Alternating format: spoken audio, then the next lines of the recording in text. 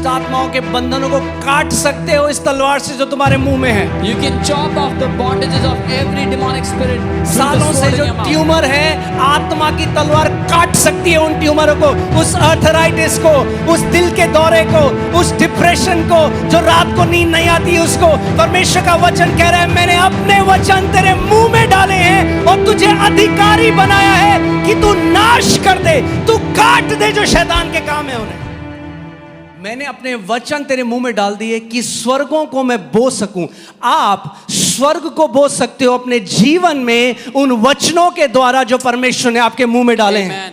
I have put my words in your mouth so you can plant heavens on the earth. You can plant heaven by the word of God in your mouth. स्वर्ग में कोई बीमारी नहीं, There is no sickness in स्वर्ग heaven. में कोई दुष्ट आत्मा का सताव नहीं, There is no demonic स्वर्ग oppression में कोई in heaven. गरीबी नहीं, There is no poverty in स्वर्ग heaven. में कोई कलेश नहीं। There is no strife in heaven. अब इस बात को समझना, जब तक हम पृथ्वी में हैं, So as long यीशु as we मसीह are ने on the कहा earth, गॉस्पल से जो हमें सताव आएगा वो हमेशा रहेगा, उससे हमारा कोई छुटकारा नहीं है। Jesus said the persecution that comes because of the gospel will remain. There is no redemption from that.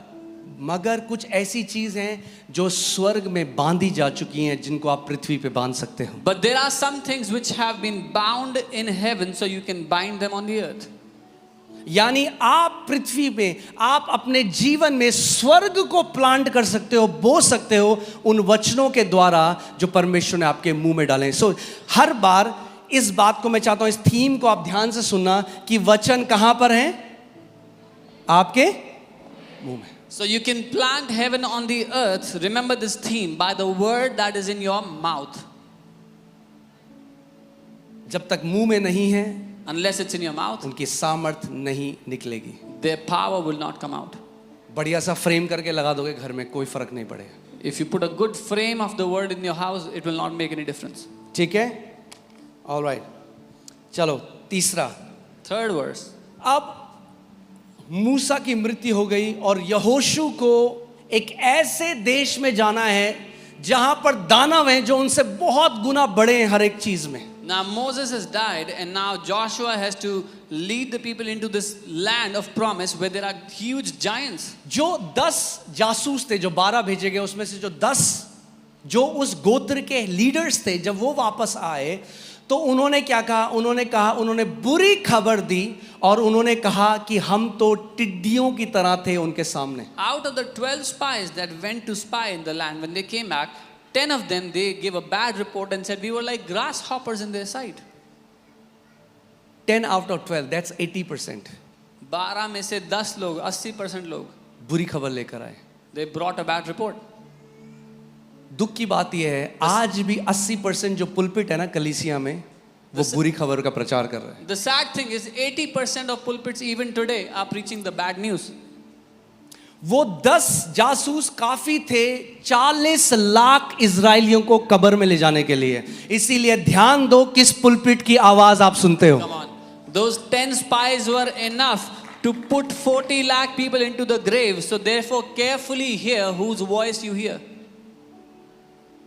बीमारी आ रही तो ले लो परमेश्वर की तरफ से। Oh, sickness coming, take it because it's from God. मगर ये नहीं बताएंगे ना कि जब उनको आती है तो खुद डॉक्टर के पास जाते हैं, खुद क्यों नहीं ले लेते? But they don't tell you when they get sick, they run to the doctor. They don't take the sickness.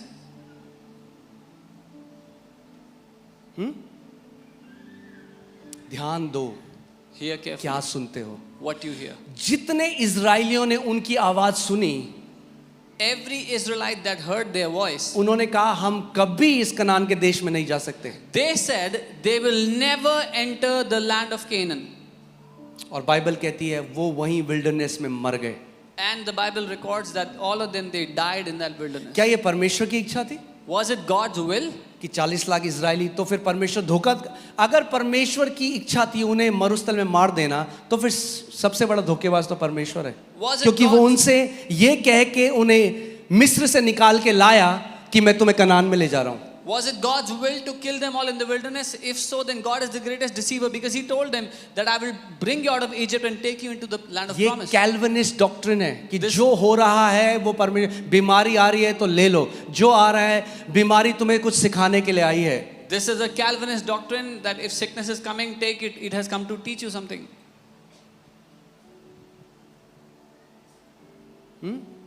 परमेश्वर तुम्हें नम्र करना चाहते हैं। God कभी wants to बीमार make you आदमी को humble. देखा है? नम्र होते हैं बीमार लोग? Have you ever seen a sick person? Are they humble? बीमार से ज्यादा चिड़चिड़ा कोई नहीं होता। There is no more. Is no that one- true or not?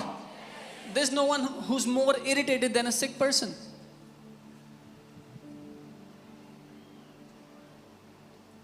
परमेश्वर अपनी आत्मा और अपने वचन के द्वारा हमें सिखाता है, बीमारियों के द्वारा Come नहीं। on.